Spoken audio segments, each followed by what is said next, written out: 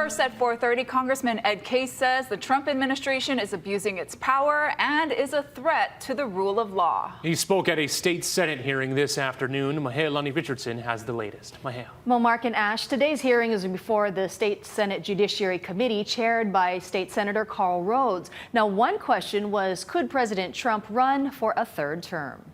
Congressman Ed Case told state senators about actions taken by the Trump administration that are contrary to the rule of law, including destruction of federal agencies and funding already directed by law, firing of key federal officials from independent agencies, ignoring federal court orders, eroding independence of key federal agencies like the Department of Justice, and abuse of power to intimidate opponents, referencing the controversy over comedian Jimmy Kimmel, briefly taken off the air. What are the chances you think that Trump will be able to run for a third term? I think the chances are low, very low.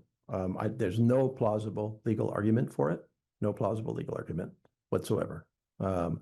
And so for him to gain a third term, it would either be a complete overturning of the foundations of our country, including our Constitution, or some corruption, or I don't want to say corruption, but collusion and co-option of the federal judiciary. We have unfortunately observed the United States president mocking judges and deriding their decisions. He's threatened judges with impeachment for adverse rulings. I know for Senator Rhoads, I mean, this is for Senator Rhoads, this is something that does bug him. You know, everybody's got that. For me, it's making sure people can live here, right? I don't want to see out of in-state residents have to move out of state. For Senator Rhoads, he's one of those that gets triggered a lot by the president. Case said Congress is working hard to preserve funding in the hundreds of millions of dollars, including education funding, funding for minorities, and social services.